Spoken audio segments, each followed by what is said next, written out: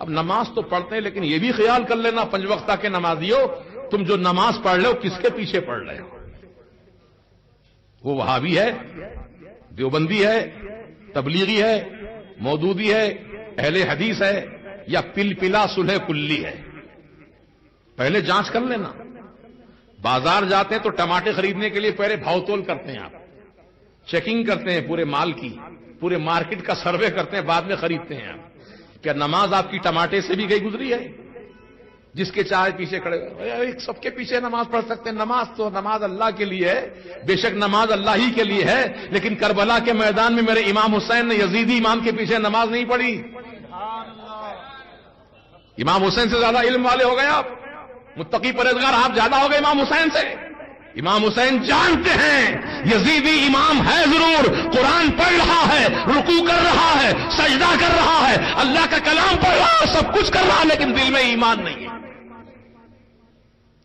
اس لیے امام حسین نے ان کے پیچھے نماز نہیں پڑھی، اپنی جماعت الگ قائم کی۔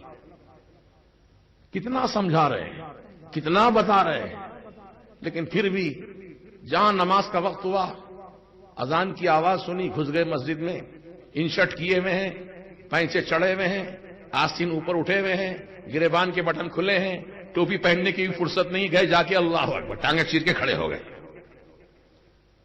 کہ نماز اتنی ہلکی سمجھے آپ؟ نماز اللہ پاک کی مقدس عبادت ہے، اس عبادت کو اس طریقے سے انجام دو جسے اللہ کے رسول نے انجام دیا تھا۔ حضور نے کیا فرمایا؟ صلوا کما رأیتمونی ان اصلی، نماز ادا کرو جیسے تم مجھے دیکھتے ہو نماز ادا کرتا ہوا، میری طرح پڑھو نماز۔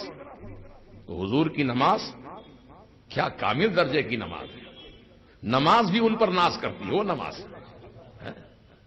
تو آج ہم لوگ ہر ایرے غیرے نتھو خیرے لڈن چمن کلن کے پیچھے کھڑے ہو جاتے ہیں نیت باندھ کر۔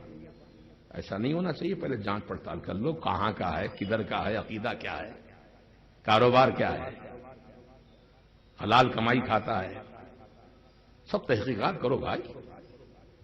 ہمارا اسلام ہم کو ہر چیز کی تاکید کیا ہے، تعلیم دیا ہے، زندگی کے ہر قدم ہر موڑ پر ہمارے لیے رہنمائی موجود ہے۔ ہم کیوں بلا وجہ کے اپنی عبادتوں کو ضائع کریں؟ اب آپ سوچئے بغیر وضو کے نماز ہوتی کیا؟ بولو جی، سارا مجمع بولو، نہیں ہوتی۔ وضو ہی نہیں کیا نا، ہاتھ منہ نہیں دھویا، نماز پڑھ رہا ہے، کلام الہی پڑھ رہا ہے، رکوع سجدہ کر رہا ہے، سب کر رہا ہے، نماز ہوتی؟ وضو کے بغیر نماز نہیں ہوتی۔ تو جیسے وضو کے بغیر نماز نہیں ہوتی، ویسے ایمان کے بغیر نماز قبول نہیں ہوتی۔ نماز کی قبولیت کے لیے ایمان والا ہونا ضروری ہے، اور ایمان والا وہ ہوتا جس کے دل میں رسول پاک کی محبت ہو، اہل بیت اطہار کی محبت ہو، صحابہ کا ادب و احترام ہو، اور اولیاء کرام کی محبت اس کے سینے میں ہو، وہ سچا ایمان والا ہے۔ سچا ایمان والا وہی ہے، ایسے ایمان والے کے پیچھے نماز پڑھو۔ اور اس میں ایک چیز اور اضافہ کر لینا، یہ محبت کا چیپٹر الگ ہے، رسول کی محبت، اہل بیت کی محبت، اولیاء کرام کی محبت، یہ سب محبتیں ہیں، لیکن دشمن رسول سے، گستاخان رسول سے بھی دوستی کا ہاتھ ملاتا ہے، اس کے ساتھ بیٹھ کے چائے نوشی کرتا ہے، اس کی دعوتوں میں شریک ہوتا ہے، تو ایسا دعوے دار محبت کا جو ہے وہ جھوٹا ہے، جھوٹا ہے۔ میں کہتا ہوں آپ سے ایک مثال دے کر، ہمارے خاندان کے کسی بزرگ کو کوئی آدمی گالی دے دے تو آپ اس کو کیا سمجھیں گے؟ اچھا آدمی، پیار کے قابل، دعوت دیے جانے کے قابل، سلام کے قابل نہیں نا؟ ہمارے بزرگ کی شان میں توہین کیا ہے، کم وقت چہرہ دیکھتے ہی آپ کا چہرہ لال ہو جائے گا، غصے سے آپ اتنے بے قابو ہو جائیں گے کہ اس کے دیکھنا بھی گوارا نہیں کریں گے۔ صحیح بول رہا ہوں نا؟ اب بزرگوں میں باپ بھی ہے، ماں بھی ہے، چچا بھی ہے، تایا بھی ہے، دادا بھی ہے، نانا بھی، سب بزرگ لوگ ہیں۔ یہ ان کی شان میں کوئی توہین کیا تو اس سے نفرت آپ کرتے ہیں، تو رسول پاک کی شان میں جو توہین کیا اس سے آپ محبت کرتے ہیں؟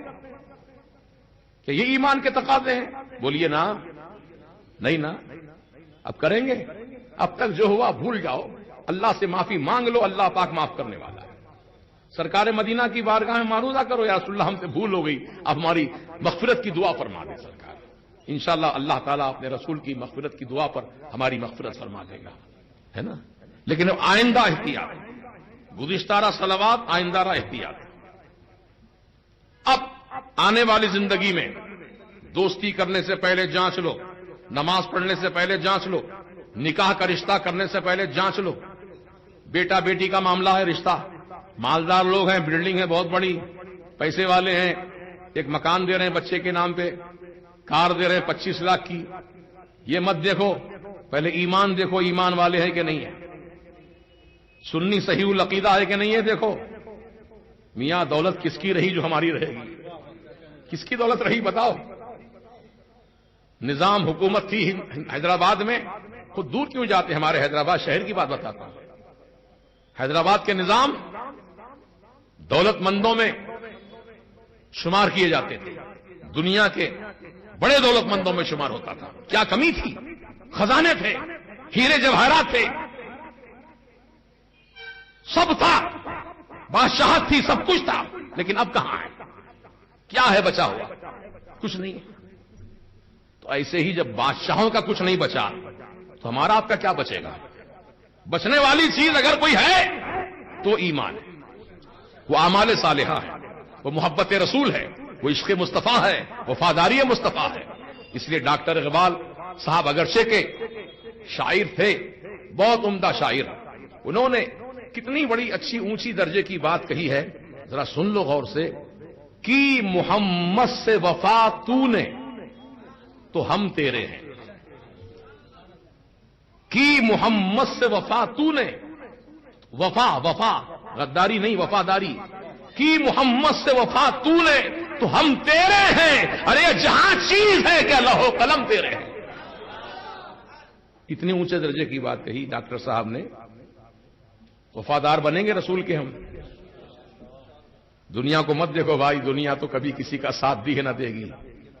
اللہ رسول کا ساتھ لو، اللہ والوں کا ساتھ لو۔